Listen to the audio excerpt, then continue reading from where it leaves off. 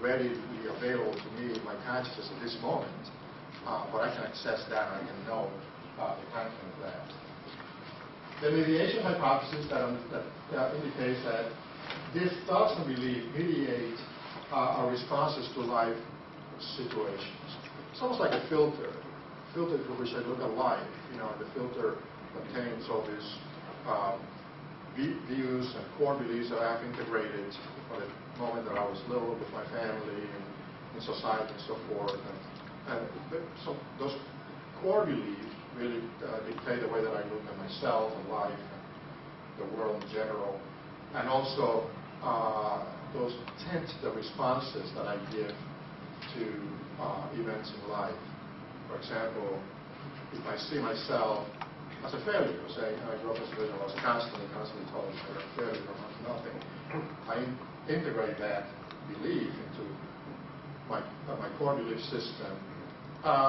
That's going to affect sometimes the way that I respond to situations. So if I face a success, maybe I go for a job interview and I get the job, I'm going to interpret that event in a way that is going to conform to the content of my core belief. Someone said, well, maybe he or she felt sorry for me, or I really pulled the wool over his or her eyes, and, rather than just give myself credit for having worked hard or having prepared myself appropriately for that occasion.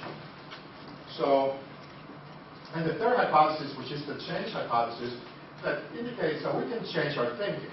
That's one thing that we can do. In some cases, it's more difficult than others. It's easier said than done, but certainly we can change our thinking. It's the focus of cognitive behavior therapy. And by changing our thinking in a more rational, realistic, logical direction, not just positive, because again, as I said before, the situation is bad, we have to recognize that it's bad. But by changing our thinking in a more rational, realistic direction, helps us to reduce emotional symptoms and achieve clinical improvement. So that's basically, the foundation of the theory. And we'll talk about when we talk about anger in a second, how that applies to. I wanted to include this because my interest in cognitive therapy goes back to the time when I was in college, back in the late '60s, and Professor Magda Arnold was one of the first theorists that looked at emotions from a cognitive perspective and developed this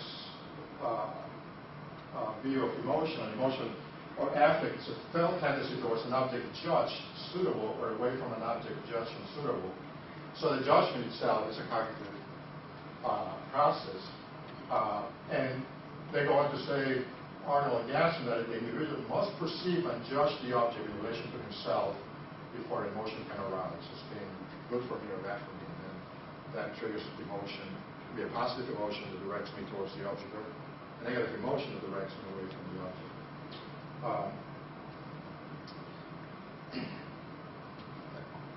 So again, now we're getting to the issue of anger. And why study anger? Well, I mentioned it's a personal interest, as a clinician in clinical practice, and from my own experience in community mental health, and working with individuals that have been sort of cast aside, for most of their life, and finding, looking at their anger either expressed directly or sometimes even passive aggressively, but where it was problematic, and their anger had gotten many of these individuals in trouble through their lives to the point that they had come in contact with the correction system. And when I started to look into anger, I found that there was very little, really very little research that focused on anger. Particularly when compared with all the research that is on other emotions like depression and anxiety, that the subject of anger lags behind other emotions. Even nowadays, even so there's a bit more research now than it was back in 1990. But still, when we look at research on anger, for example, with minority groups, racial, ethnic, gender minorities, it's very limited. There's hardly anything there. A couple of years ago, I had an article published looking at, it wasn't anger, and I in my literature review, I looked at some meta-analysis that encompassed about 150 different trial studies on anger.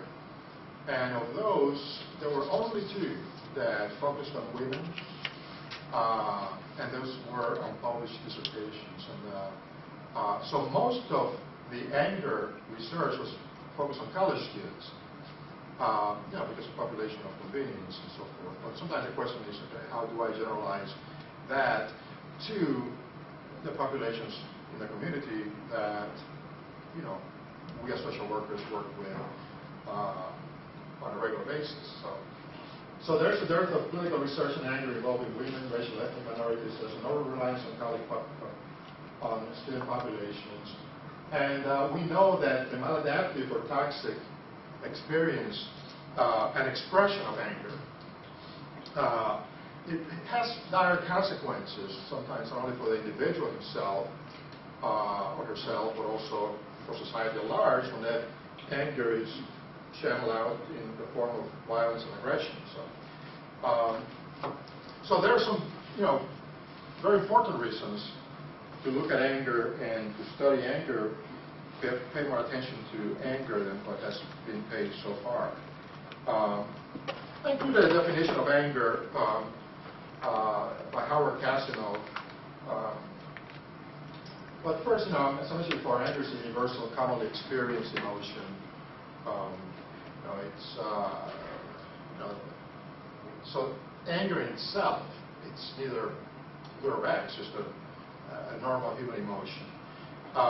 Usually, we experience anger in response to what we perceive to be unfair or unjust treatment, or the perceived loss of an object of value or the threat to an object of value to us. And I'll talk more about that when we get into the conceptualization process. But certainly, Howard Casanova, it's a Hofstra, I believe, and he's done quite a bit of work on anger. He defines anger as a negative phenomenological feeling state associated with specific active perceptual distortions and deficiencies, such as misappraisals, errors, attributions of blame, injustice, preventability, intentionality, and we'll talk about all of that, subjective labeling, physiological changes, and action tendencies to engage in socially constructed and reinforce organized behavioral scripts, so that, the way that we go about expressing anger is often socially constructed. And, we start to learn that at an early age, within our sphere of influence, our family of origins, other significant others in our lives, adults, and so forth. I wanted to make a distinction between what I would call adaptive anger, healthy anger, because sometimes, anger is, if our emotions aren't parameters that we can use to guide our behavior, certainly anger can be used and expressed in a socially appropriate way to bring about change, and sometimes necessary change, so that adaptive anger is experienced with mild to moderate levels of internal arousal and certainly lead the individual to organize his or her psychological and behavioral capabilities to, number one, assertively communicate the feelings that one has and implement a socially appropriate and healthy corrective action to resolve an unwanted situation. Just to give an example, years ago when I was working in community mental health, the agency that I worked with serviced the west central Detroit area, Tyreman and Schaefer. And I was doing